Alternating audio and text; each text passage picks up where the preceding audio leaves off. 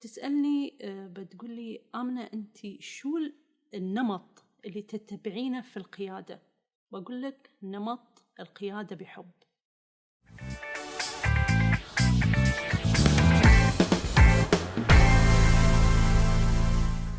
السلام عليكم ورحمة الله وبركاته، وأهلا وسهلا ومرحبا بكم في هذا البودكاست عن القيادة.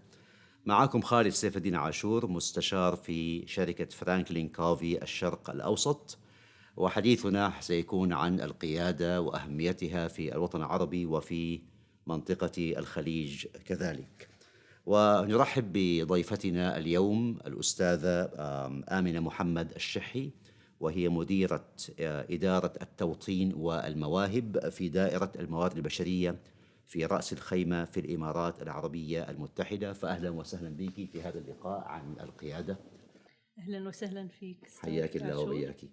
أول سؤال حقيقة اللي أحب أن أعرف عنك، وبكل تأكيد يحب أن يعرفه المشاهدات، اللي هو رحلتك بصفة عامة وفي القيادة بصفة خاصة. كيف وصلت إلى ما أنت عليه الآن؟ طبعا لما نحن نتحدث عن القيادة تبدأ من المنزل.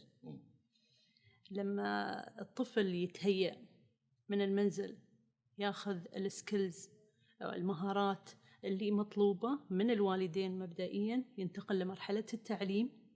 في التعليم يكون يشتغل على مشاريع كقائد تدعم المدرسة، تدعم الجامعة، إلى أن يصل إلى بيئة العمل. في بيئة العمل كذلك هذا دور الحكومات أنها تسوي فوكس، تركز على القيادة. كيف نأهل القيادات الواعدة، كيف نأهل القيادات الحالية في المؤسسات. هذا اللي بديت أنا فيه من المنزل إلى ما وصلت لقيت الدعم المناسب إنه يأهل آمنة إنها تكون قائد في مؤسستها. طيب، والآن وصلت لإيش؟ وصلت لمفهوم إن القائد تعليمه لازم يكون مستمر، يطور من نفسه، يطور من كفاءاته، بحيث يوصل للمستوى اللي يعني تتوجه له الدولة كدولة. نحن وين نبغي نوصل كليدر؟ هنا آمنة طورت نفسها، صقلت مهاراتها بحيث تتناسب مع المتطلبات في المؤسسة. طيب، إذن هنا يأتيني بس معلي سؤال. أستاذة آمنة محمد الشحي، كيف طورت نفسك أنت؟ طبعا أنا بديت مسيرتي كموظف بعد تخرجي من الجامعة. بديت في موظف عادي منذ تقريبا 12 سنة. حاليا وصلت لمنصب قيادي في الحكومة. خلال هذه الفترة تعلمت أساليب متنوعة، صقلت مو فقط المعرفة، ولكن صقلت كذلك المهارة والكفاءة اللي تأهلني أني أنا أوصل لهذا المستوى من التعليم، من الكفاءة القيادية. التعليم كان عندي مستمر، صقل المهارات والتطبيق. طيب، وبالتالي يعني دحين أصبحت الآن في مركز قيادي مهم جدا. بس أنا حبيت حتى يعني الموضوع يكون واضح. لما نقول إدارة التوطين والمواهب باختصار، يعني توطين، نحن دورنا في التوطين صقل الشباب من مرحلة الدراسة المدرسة، يعني من لما يكون الطالب موجود في المدرسة إلى أن يصير له عملية التوظيف في المؤسسة، أي مؤسسة سواء حكومية أو قطاع خاص. هذا دورنا، أن نحن نصقل الشباب المواطن بالكفاءات، بالمهارات، بالمعرفة التخصصية، بحيث يكون متوائم ويكون مناسب أنه يشغل وظيفة معينة. المواهب نقصد فيها هذا مفهوم أن نحن ننظر لكل موظف، لكل طالب موجود، لكل باحث عن عمل على أنه موهبة منفصلة. نحن دورنا أن نأهل هذا الطالب بحيث أنه يتوافق مع المتطلبات اللي مطلوبة في سوق العمل. نعم. ونوائم بين مخرجات التعليم وبين سوق العمل بالكفاءات والمهارات المطلوبة عشان نطلع بالنهاية بمفهوم التالنت أو بمفهوم الموهبة. طيب في موضوع التوطين حاليا مثلا نقول في الإمارات، إيش في رأيك إيش المواهب المهارات التي يحتاجها الفرد ليشغل هذا مناصب قيادية مستقبلية في الإمارات؟ إيش هي المواهب المهارات يحتاجها الفرد؟ نعم طبعا. وإيش بتساعدوه أنتم؟ كيف بتساعدوه على تبني أو هذه المهارات نعم، المهارات المطلوبة لشغل وظيفة قيادية طبعا متعددة، لكن في وضع الحالي أنا خليني أتكلم عن كرنت الآن. نحن شو نحتاج وبالفيوتشر شو اللي راح نحتاجه. طبعا نحن ما نركز فقط على المتطلبات اللي أبغيها في قائد اليوم، أنا أبغي قائد اليوم وقائد المستقبل. صحيح. قائد اليوم أنا محتاجة منه يكون عنده السكيلز، الفضول أول شيء، فضول للتعلم. أوكي. إني أنا أتعلم، أعرف شو الجديد في مجالي، شو اللي يسوي لي سبورت أو يساعدني إني أنا أقوم بالوظيفة الحالية اللي أنا فيها. بلس إن أنا لازم يكون عندي فكر استراتيجي، أستبق الأحداث، استباقية في إني أتوصل للمعلومات أو حل لبعض التحديات اللي موجودة باستباقية. أنا حالياً مطلوب مني الكثير في مجال أنك أنت لما تقدم فكرة تقدمها بطريقة إبداعية، بطريقة مبتكرة، دائماً يكون عندك روح المبادرة، أني أنا أشوف التحدي أوجد له حلول منطقية. كيف يكون عندي اللي هو التفكير النقدي، كيف يكون عندي أهم شيء، أهم نقطة أقدر أقولها الموتيفيشن، إني الحافز الداخلي من داخل القائد للخارج. إذا ما ننتظر أن يكون التحفيز خارجي، أنا كقائد لازم أحفز نفسي بنفسي. والأهم القائد كيف يدير فريق عمله، كيف يكون مع التيم اللي موجودين معه، كيف يتعامل معاهم. الريليشن شيب وايد مهمة، النتوركينج وايد مهم. كل هذه سكيلز مطلوبة في الوقت الحالي. في الوقت المستقبلي بتقول آمنة نحن نبغي قائد المستقبل يكون ملم بالتكنولوجيا والتغييرات اللي حادثة في العالم. معناته أنا محتاجة قائد يتعامل في زمن المتغيرات. أنا كيف راح أتعامل مع المتغيرات المستقبلية؟ هذا التصور وهذا كيف نقول هذا الإكسبكتيشن للفيوتشر، إن نحن نبغي قائد اليوم يقدر يتعامل مع أي متغيرات. أعتقد هذه قضية. أنا بغيت أسأل السؤال، بغيت أقول لك أوكي مثلا ممكن زي ما تقولي أعد قادة لي اليوم لأني أعرف بالضبط الواقع الذي يعيشه الناس اليوم. السؤال هو كيف أعد قائدا للمستقبل بعد نقول 6-7 سنين، وخاصة إنه الواحد في أشياء قد يصعب عليه التنبؤ مثلا بوقوعها كما حصل مع كوفيد 19. لكن أنت الحين قلتي إنه أوكي أنا سأعد إنسان يحسن أوكي التعامل مع المتغيرات، وبالتالي ما في خوف عليه حتى لو جاءت متغيرات غير متوقعة. وهذه قضية مهمة جدا أعتقد في هذا الموضوع. والمهم الاستباقية، إن أنا يكون في بعض المهارات ذكرتها حالية، أحل مشكلات حالية، أكون عندي الانيشيتيف، يكون عندي ريليشن يعني. بس هالشيء مو بكافي لأني أعد قائد للمستقبل. والأهم من هذا كله نحن ذكرنا أنه يتعامل مع المتغيرات ويكون عنده استباقية ونفس ما تفضل تنبؤ للمستقبل شو اللي راح يكون. بلس شيء مهم جدا أن هذا الشخص يكون عنده اللي هو التفكير المنطقي لحل المشكلات. أوكي نعم. إذا أنا بزوده بمهارات معينة طيب قيادية مثلا في الإبداع في حل المشكلات، بحيث عندما تأتي متغيرات مستقبلية هو جاهز للتعامل مع المتغيرات هذه. أوكي بغض النظر عن إيش هي المتغيرات. طيب أنت دحين قبل أثناء حديثك ذكرت قضية جدا مهمة وهي ما يسمى بالتيم وورك أو عمل الفريق، وهذه قضية أعتقد مهمة. أنا عندي كتاب في جدة ذكرت لك اسمه أول عنوانه كما أذكر From Me to We. كيف أنتقل من أنا إلى نحن. هذه كأنها، بقول كأنها، يمكن بعض الناس في بعض الأماكن نقول سواء قطاع عام أو قطاع خاص يفضل العمل وحده، مستقل، أوكي، ما يحب الوي. فكيف يمكن يعني نردم هذه الفجوة بحيث أوكي ممكن يشتغل لحاله أحيانا، ولكن موضوع العمل الفريق قضية أعتقد أساسية جدا. نعم، أنا معك 100%. تيم وورك أو العمل ضمن فريق مهم جدا. تسألني بتقول لي آمنة أنت شو النمط اللي تتبعينه في القيادة؟ بقول لك نمط القيادة بحب. وهذا اللفظ اللي أنا بغيت الحقيقة وأركز عليه أنك ذكرتيه أول، القيادة بحب.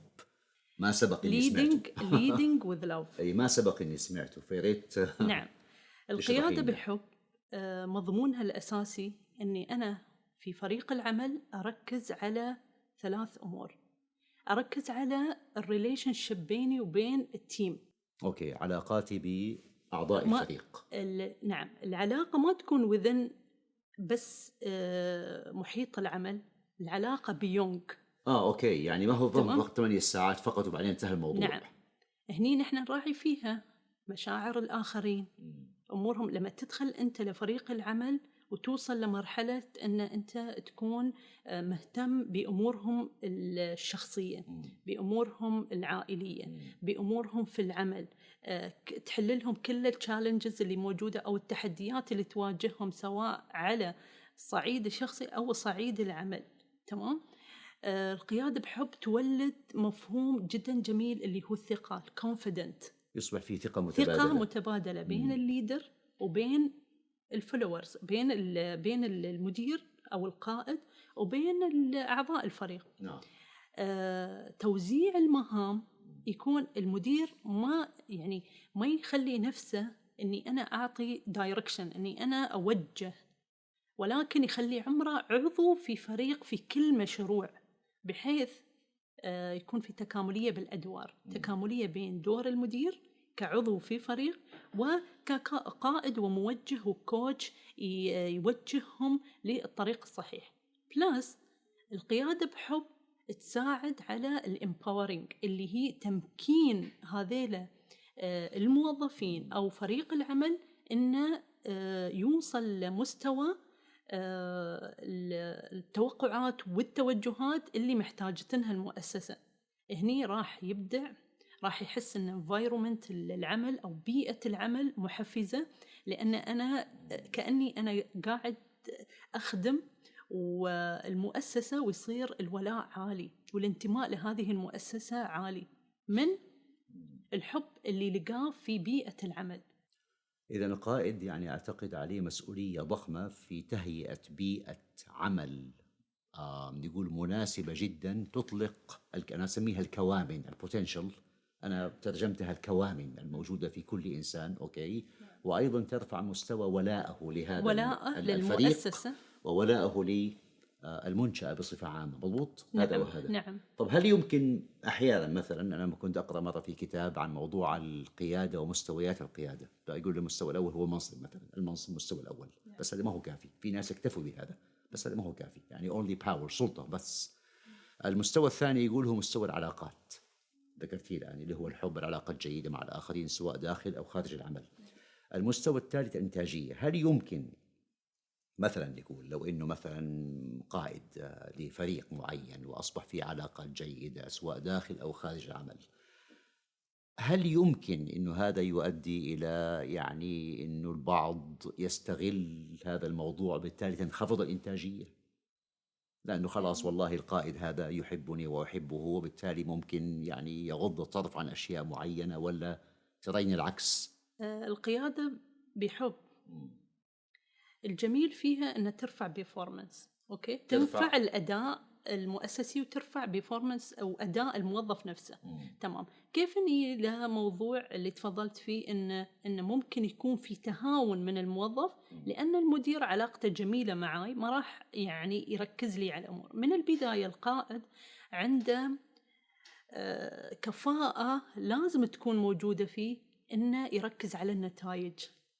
لازم يكون في مقاييس، في انديكيتر، في KPIs لازم يحققها هذا الموظف. نعم، يعني في محاسبة accountability كما يسمى، مضبوط، المساءلة أو المحاسبة. المساءلة أوكي، صحيح، لازم. علاقات جيدة، ولكن لا يعني هذا على حساب الإنتاجية. نعم. أي هذه قضية مهمة جدا. نعم، خلاص هذا مفهوم، هذه cultural لازم تنبنى ثقافة في المؤسسة، إن نحن يكون عندنا مساءلة نفس ما تفضلت.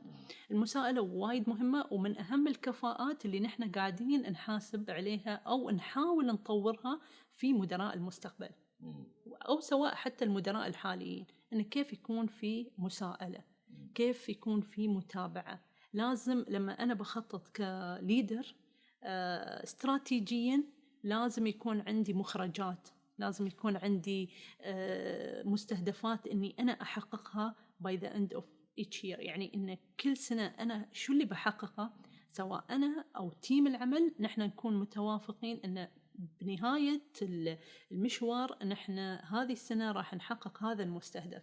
هني تي المساءلة. ما يمنع أبدا إني أنا أقود بحب، أخلق هاي الثقافة بين فريق العمل، التعاون، التكامل لإنجاز المستهدفات اللي مطلوبة منه. وبالتالي يعني إذن في علاقات جيدة وفي نفس الوقت في إنتاجية عالية. نعم. مضبوط. طيب أنت حدثت لي أيضا، وهو أيضا مستوى رابع أعتقد في الكتاب اللي قرأته أنا، اللي هو بعد كما قلنا المنصب ثم علاقات ثم بعد ذلك تأتي موضوع الإنتاجية. وذكرت أنت في حديثنا السابق موضوع تطوير القادة. يعني قضية أعتقد مهمة جدا، يعني أنا قائد ولكن ما أكتفي بهذا، أوكي، لأنه قد أغيب لأسباب مختلفة، أوكي، فبالتالي كيف أطور قادة آخرين؟ أعتقد هذه قضية مهمة جدا. نحن المفهوم اللي أحبه جدا، أو حتى تقدر تقول الاستراتيجية اللي أنا متبعتها في الجيرني كلها في حياتي كليدر، اللي هو التطوير مستمر ومدى الحياة. تطوير مستمر ومدى الحياة إن أنا ما أكتفي اليوم إني أنا خلصت كقائد شهادتي الأكاديمية، سواء يعني وأي ليفل من المستوى، حتى إذا وصلت لمرحلة الدكتوراه، هني مش كفاية إني أنا أقول إني أنا وصلت لأعلى درجات العلم. الإنسان طول ما يعني قاعد يعني طول فترة حياته يتعلم من الصغير والكبير، ويتعلم من كل شيء حوله. فنحن من هذا المنطلق نحن ندرك أهمية تطوير وتمكين القادة في المؤسسات وباستمرار. يعني نحن شغالين إنه أوكي نحن راح نطور المهارات وراح نصقلها بالنولج اللي هم يحتاجونها، لأن النولج متغير بعد والمعرفة متغيرة، السنة مش مثل السنة اللي بعدها مع المتغيرات. فنحن نعد قادة تتواءم مع المتغيرات المتوقعة في المستقبل، من حيث كفاءات مطلوبة، من حيث مهارات قدرات مطلوبة، ومن حيث معرفة نحن نحتاجها. فمن هذا المنطلق نحن نبني منظومة متكاملة، بحيث نحن نقيس كافة القيادات في المؤسسة للليفل أو للمستوى اللي واصلنا من الكفاءة، ونحاول نصقل هذه الكفاءة وفق الاحتياج. يعني أنت واصل للمرحلة الأولى مثلا من كفاءة نقدر نقول الاستباقية، عندك potential إنك بعد فترة يكون عندك هذه السكيل عالية جدا، هذه المهارة عالية جدا، ولكن نحن نصقلها بالتدريب المناسب بالمستوى المناسب اللي يتواءم مع هذا القائد. فنحن نبدأ فعليا بإعداد القادة يعني من دخولهم الأول للمؤسسة، بحيث إنه خلاص المسار الوظيفي لهذا الشخص معروف. بعد 3 سنوات أنت راح تكون متعاقب على وظيفة قائد، تمام؟ نشوف البوتنشل اللي عنده، الإمكانات سواء المعرفية أو المهارية، وعلى أساسها نخطط لهم خطط تدريب فردية تطويرية لمدة لا تقل عن 3 سنوات. أنت بعد 3 سنوات وين راح تكون؟ شو المطلوب منك أنك تحققه؟ بهاي الطريقة نحن نصقل القادة في يعني من بداية دخولهم الأول للمؤسسة. أي والله هذا عمل جبار الحقيقة، وعمل مهم كذلك، يعني في الإمارات أو في أي مكان آخر بكل تأكيد هذا عمل مهم. سؤال: مين قادة يعني كان لهم تأثير فيك أنت؟ طبعا في دولة الإمارات قياداتنا، قيادات حكومة الإمارات اللي هم شيوخنا، نعم. هم في المرتبة الأولى اللي صنعوا قادة فعلا. هم ركزوا على هذا المفهوم. قيادتهم نحن نستلهم منها كشباب موجودين في سوق العمل. حصلنا الدعم، يعني الدعم والسبورت من حكومة الإمارات إنها هي تخرج قادة، إنها هي تحطي نموذج الإمارات للقيادة الحكومية بكل مستوياتها، واللي تركز على روح القيادية لدى الفرد، تركز على كيف يكون هو عنده تأثير وإنجاز، كيف يلم ويستشرف المستقبل. هذه الثري بيلرز اللي هم ركزوا عليها، حاولوا يصقلون كل موظفين الحكومة فيها، وخاصة الشباب الإماراتي. فوفروا لهم البرامج، وفروا لهم اكتشفوا مواهبهم، ميولاتهم الوظيفية، بحيث أنهم يغطون كل النواحي اللي ممكن تصقل هذا الشاب. وفي دولة الإمارات راح تلاحظ أن معظم المناصب القيادية في المؤسسات الحكومية يشغلها شباب. هذا شيء يعني واعد جدا يعني ومهم الحقيقة، أساسي. موضوع التوازن، ناخذ قضية شخصية. أنت التوازن في الحياة، تعرف مثلا أنت مثلا عندك البيت وعندك ما شاء الله عملك في هذا العمل الجبار، وكما فهمت عندك دراسة الدكتوراه، مضبوط؟ كقائد، نتكلم عنك كقائد. طيب كيف يمكنك أن تقيم التوازن؟ لأنك أكيد أنت قائد هنا وقائد هنا وقائد هنا بصفة عامة. سؤال وايد مهم، ودائما يسألوني هذا السؤال للأمانة. لما يقولوا لك قضية الوقت، إن أنا كثرة المهام يعني بلس وهناك يعني مسألة الوقت وايد مهمة. أنا بالنسبة لي إذا كان عندك تنظيم للوقت بشكل بحيث أنك أنت توفق بين كل الأمور، راح يكون بعد عندك وقت تسوي شيء إضافي. تنظيم الوقت شيء وايد مهم. هاي المسألة اللي أنا أتبعها، أن نظم وقتك، يكون عندك باشن، شغف في الشيء اللي أنت تحبه، راح تخلق الوقت، راح تخلق كل الإمكانات اللي تخليك توفق بين كل هاي الأمور. طبعا نفس ما تفضلت، أمور كثيرة متشعبة، دراسة، عمل، حياة شخصية، بلس ممكن يكون بعض الأمور الفولنتير أو تطوع حتى في مؤسسات، وها كله من ضمن سلسلة الحياة اللي أنا حاليا كليدر أتابعها، أو إن من ضمن منظومة الحياة اللي أنا أتبعها. كل شيء قاعدة أتعلم منه، وكل شيء مربوط بالآخر، يعني الفائدة تعم على الجميع.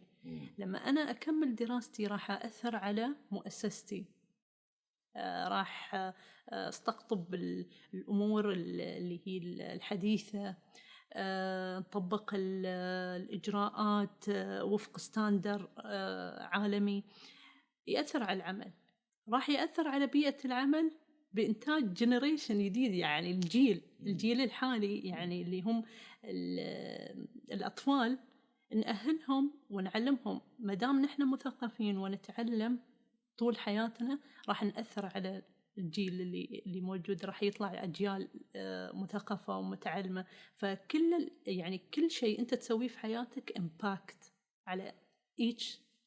بكل تأكيد هذا له تأثير، اللي هي كأنها منظومة واحدة، وبحيث أي خلل في أي جزئية ممكن يكون له يأثر. إيجابي أو السلبي، مثلا نعم. نقول على ما تبقى من جزئيات المنظومة. طيب سؤال كده الآن يعني بفكر فيه الآن، يعني بعض الناس مثلا زي ما تقولي يمكن لعله عنده مهام كثيرة مثلا معينة، كما مثلك أنت مثلا كذا وكذا وكذا، عنده دراسة وعنده بيت، مسؤوليات في البيت، وعنده أيضا مسؤولية جبارة في هذا العمل.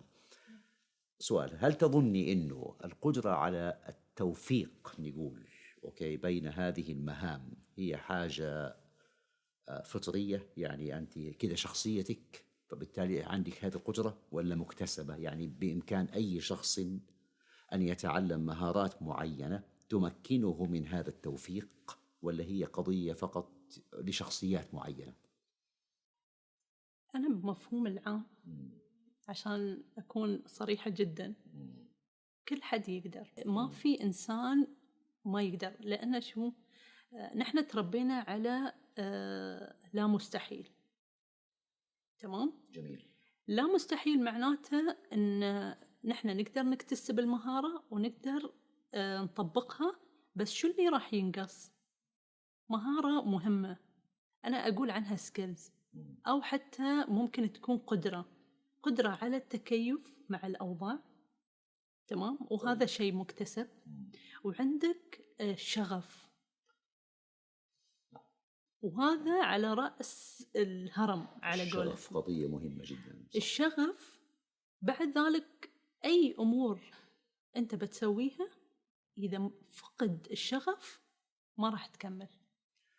إذن ممكن نقول القضية ما هي قضية عند بعض الناس، نقول يمكن ما هي قضية إني ما أستطيع بقدر ما هي قضية إنه ينقصني الشغف أو ما أبغى أسوي هذا الشيء. في بعض الناس مثلا يقول لك مثلا ما أستطيع، هو في الحقيقة ما يبغى، ما عنده شغف، ما عنده الشغف، دافع قوي يدفعه للقيام بهذا العمل. مضبوط. وهذه يعني أنا أتذكر مثلا قصة وقعت لي في يوم كده، سافرت إلى هذا مدينة معينة في أوروبا لأحضر سيمبوزيوم، كنت حريص إني أسمع الشخص المتحدث هناك. المهم رحت هناك، قعدت 3 ليالي، أنا ذاهب فقط لهذا. أوكي، فقط ذاهب إلى لندن من جدة فقط لهذا الموضوع حتى أستمع إلى هذا الشخص. فاللي حصل إني يومتها كانت الجوالات القديمة هذه، فعملت الجوال إني أصحى الساعة كذا أصلي وبعدين أرجع مثلا أحط الجوال ثاني أصحى الساعة 8. أنه هم كانوا كاتبين 9:15 يغلق الباب، يعني ما حيسمح لأحد بالدخول حتى ما يسوي شوشرة إلى آخره. فصحيت وصليت وكل حاجة، وبعدين رجعت صحيت الساعة 9، كان باقي ربع ساعة. أوكي، ويغلق الباب وأنا في الفندق، يعني حألبس وأركب تاكسي في لندن كما تعلمين وأروح المكان هذاك. وتبين لي من قوة الدافع اللي كان عندي، أنا جاي لهذا الموضوع، مو معقول يفوتني، يعني من قوة الدافع الذي ينجز في 1.5 ساعة أنجزته في ربع ساعة، وكنت هناك بالضبط 9:15. فتبين لي عندها إذن إنه نحن في الأغلب نقول ما نستطيع، ولكن هي في الحقيقة نحن لا نريد، ما في رغبة، ما في حافز، ما في كما قلتي موضوع الشغف. وأنا موضوع الشغف الحقيقة سمعته كثيرا من، يعني عندنا ولي العهد الله يحفظه محمد بن سلمان تحدث كثيرا عن موضوع الباشن وأهمية الشغف. يعني ما يكفي الموظف أن يكون صاحب مهارات، أوكي هذا مهم بكل تأكيد، ولكن يمكن أعتقد إذا افتقد الشغف والرغبة إنه ينجز ما راح ينجز. طب والشغف هذا كيف يجي؟ هل يجي ولا هو يولده الشخص بنفسه، ولا أحد مثلا يمكنه أن يساعده في هذا، ولا إذا وضع إنسان في المكان مناسب يحس بالشغف كيف يأتي هذا نحن دائما بأتحدث عن منطلق يعني الخبرة في الموارد البشرية. المفهوم الحديث أن أنا لما أستقطب موظف لازم أراعي شغلتين، إنه يكون فت على الكالتشرال، يعني يكون إيش؟ فت ملائم لبيئة العمل. أيوة. تمام. ثاني شغلة إنه يكون عنده الرغبة، رغبة في العمل، في العطاء، في الإنتاج. نعم. هذين الشغلتين هي اللي راح تضمن لك إنه يكون يعطي في بيئة العمل. تمام. من منطلق شو؟ مش كفاية إني أنا أشوف المهارات، مش كفاية أشوف المعرفة اللي عنده. ليش؟ لأن هذين الشغلتين بدون شغف وبدون ملائمة لبيئة العمل مع ثقافة المؤسسة مع بيئة العمل ما راح ينتج، حتى لو كان عنده الكفاءة وحتى لو كان عنده المعرفة. فالأسلوب اللي المتبع لازم يكون بهذه الطريقة، إني أنا أول شيء أضمن إن هذا الشخص عنده تحفيز داخلي، يعني الموتيفيشن عنده يكون وايد عالي. نعم. يكون عنده الرغبة الفعلية إنه يعمل في هذه البيئة وإنه يعطي. طبعا في مقاييس تستخدم، يعني مقاييس واختبارات وكل هذه الأمور، وحتى من خلال المقابلات اللي تكون مبنية على الكفاءات نحن نقدر نستنبط ونطلع فعليا إذا هذا الشخص عنده الباشن حتى في أموره الشخصية. يعني إذا كان يطبق هذه الأشياء في أسلوب حياته راح أكيد يطبقها في بيئة العمل. لكن ما أترك الموضوع فقط أنت قلت منو المعني أو منو يخلق هذا الباشن عند هذا الشخص. هل هو نفسه؟ نعم، بداية بنفسه، ولكن ممكن أنه يكون يدخل بيئة العمل وما يشوف هذه الرغبة اللي تساعده أنه هو يستمر في بيئة العمل. فإذا هني دور القائد اللي يخلق بيئة محفزة، بيئة تسودها الشغف، إن ليش أنا راح أصحى من أول الصبح وأروح عملي بكل حب، لأني أنا لقيت قائد يقود بحب، يشجعني، يخلق لي بيئة كلها تواصلها والعلاقات اللي فيها كلها إيجابية، كلها بوزيتيف. فأنا راح أتحمس، راح يزيد عندي شغف أني أنا أستمر في هاي المؤسسة. إذا ممكن موظف، ممكن نقول موظف يلتحق مثلا بمكان معين، قطاع حكومي أو قطاع خاص، هو يكون في البداية فلنفرض أنه متحمس جدا وعنده شغف عالي ليقوم بعمل معين، ثم يدخل هذا العمل وبعد فترة يفاجأ بأن البيئة التي هو موجود فيها ما هي مناسبة، فينطفئ يمكن ذلك الشغف مثلا، يموت ذلك الحافز إذا البيئة ما هي مناسبة. قصدي ممكن جدا، يعني لأن البيئة وايد تأثر.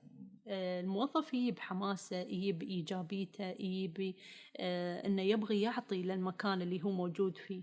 ولكن إذا البيئة ما ساعدت، بعض الموظفين يستمرون لأنه هو شيء داخلي، ولكن البعض الآخر لأنه اختلاف بالشخصيات، اختلاف ولكن نحن دائما نطالب القيادات بتحفيز الموظفين دائما.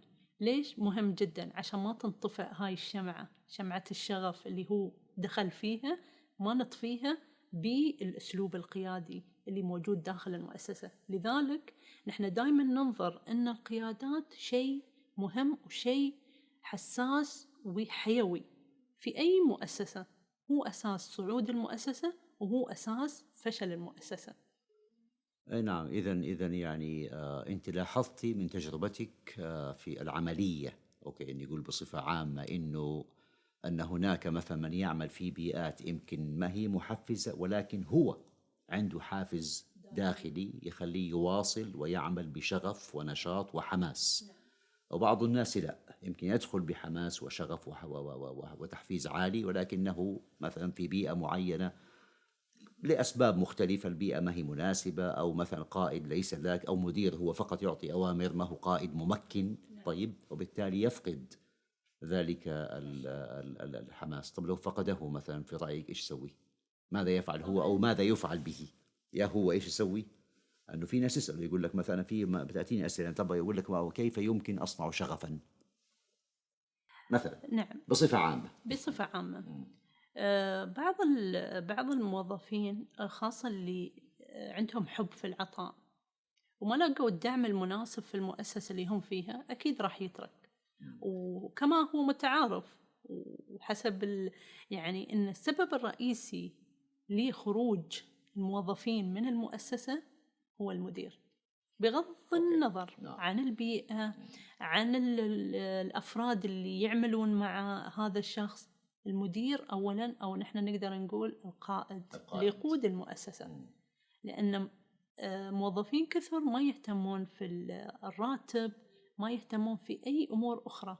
إذا كان القائد محفز، أنا راح أستمر في هذه المؤسسة، ولائي راح يزيد لهذه المؤسسة بغض النظر عن أمور أخرى ممكن تكون محفزة لهذا الموظف.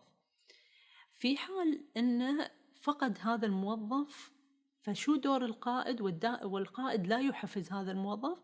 هنا بعض القيادات ينظرون خلاص لا يوجد إنتاجية من هذا الموظف، الأفضل أنه يترك العمل، من وجهة نظر القائد كذلك.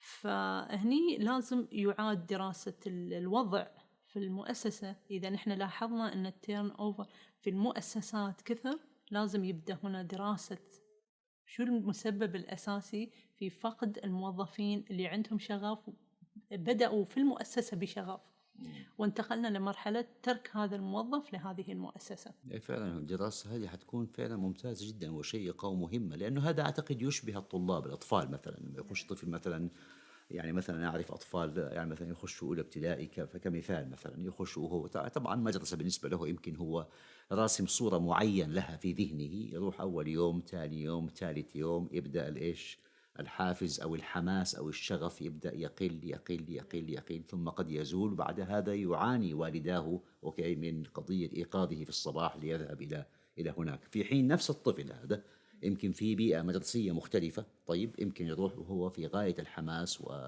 فبالتالي المعلم هنا هو القائد. نعم. صح، والبيئة المدرسية بكل تأكيد مهمة، أو المدير ممكن المدرسة يكون هو قائد كذلك. فهذا يكون له دور الكبير في قضية تهيئة بيئة مناسبة لذلك الطفل أو الطالب أو الطالبة في موضوع الدراسة. كذلك نفس الشيء هنا، يعني هذا ينطبق على هذا وهذا يشبه هذا، ممكن نقول مضبوط. أكيد، لأن عندنا نحن نقول كل موظف مش كل قائد، كل موظف هو قائد في عمله. كل موظف قائد في عمله، نعم. يعني ما هي قضية إني عندي سلطة وباور كبير، لا، أنا بس موظف. كل موظف قائد في عمله. هاي الرسالة اللي وجهها لنا سيدي صاحب السمو الشيخ محمد بن راشد. نعم. رسالة صباحية دائما نحن نستفتح فيها، اللي وهي هو كل موظف قائد بعمله. جميل. معناتها تكسب هذه المقولة بروحها، تكسب الموظف أن أنت لازم تسوي عمل كأنك أنت قائد، تنجز فيه، تحقق النتائج المرجوة منك كموظف. مجرد ما يحس الموظف أني أنا قائد، هني يزيد عنده الولاء، يزيد عنده أن أنا لازم أنجز، يزيد عنده الشغف أنه يستمر في هذه المؤسسة. ولكن نرجع ونقول شو دور القيادة؟ القيادة هي صناعة قادة فعلا. إذا ما لقى الدعم المناسب من القائد اللي موجود في مؤسسته، ما راح يستمر هذا الموظف، ما راح يتمكن، ما راح يؤدي المطلوب منه. طبعا في كتاب سيدي صاحب السمو الشيخ محمد بن راشد قصتي، تطرق لعدد من الوصايا للقادة، من ضمنها أن القائد لازم يخدم الناس منهم؟ هل متعاملين فقط؟ هل الموظفين اللي عنده كتيم ورك؟ أو أن للجميع المعنيين في مؤسسته؟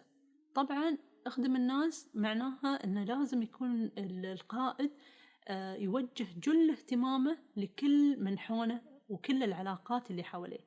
طبعا هو مش منصب هو قاعد عليه، ولكن العلاقات شيء مهم جدا جدا. فمن ضمن يعني هو كتاب صراحة، يعني نحن دائما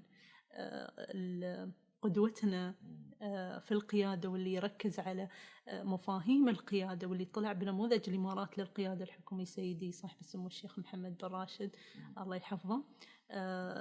أسس أجيال وأجيال وركز على الشباب كيف يكونون قادة في المستقبل. في منظومتك، نقول في منشأتك أنت بصفة خاصة، هناك تركيز شيء طبيعي حيكون على القيادات الشابة، على تعليمهم مهارات معينة، وحتى على يمكن موضوع المايند سيت أو المنظور. طيب ويتم إعداد هؤلاء. في رأيك كيف يمكن نسميهم بين قوسين القدماء الكبار شوية في السن اللي لا زالوا في نفس المنشأة، كيف يمكنهم التكيف مع هذا الشيء الجديد إن صح التعبير؟ نعم، طبعا نحن في المؤسسة متبعين نقدر نقول استراتيجية اللي هي التعاقب الوظيفي، اللي نعد فيها قيادات تقدر تشغل مناصب مستقبلية. لأن بكل مؤسسة وفي وضع التغيرات الحاصلة ممكن أن نفقد القائد الحالي لأي سبب من الأسباب. صحيح. تمام. فنحن بدينا في منظومة متكاملة تبدأ من الشباب الحالي اللي موجودين في المؤسسات، نقيس البوتنشل اللي عندهم في الليدرشيب، شو الكفاءات الكامنة عندهم وفق مقاييس واختبارات معينة تجرى لهذين الموظفين. بحيث نحن نضع لهم خطط تتوائم تسقلهم في كفاءات القيادية. كيف يتوائمون وكيف نوصل الفكر الجديد للفكر السابقين اللي موجودين، كذلك نعمل على خطط موائمة، صقل مهارات، امباور، تمكين في مهارات مطلوبة، بحيث أن الكرنت أو نحن نقول القيادات الواعدة مع القيادات الحالية يكونون in the same level. ما في مقاومة؟ طبعا في مقاومة، ولكن نعمل على المايند سيت، نعمل على تغيير مفاهيم، تغيير ثقافة موجودة، لأن أنت تعرف الزمن متغير. صح. واللي ما راح يوائم نفسه مع المتغيرات ويوصل لمرحلة إن شو نقول فيها ينافس على المهارات المطلوبة في سوق العمل، ما راح يستمر في بيئة العمل. فهذا يعني صار شيء إلزامي مو خياري للجميع. وإلا مات. نعم. مو مات يعني مات. نعم. يعني مات معنويا، فكريا. أكيد في مقولة يقولها الشيخ محمد بن راشد الله يحفظه، يقول الابتكار أو الاندثار، يا أني أنا أطور من نفسي أو أني أنا مع الزمن أندثر. انتهي. فهذا يعني وكذلك قال الابتكار مو خيار، صار شيء إلزامي أني أنا أطور من نفسي. نحن ليش نقول ابتكار؟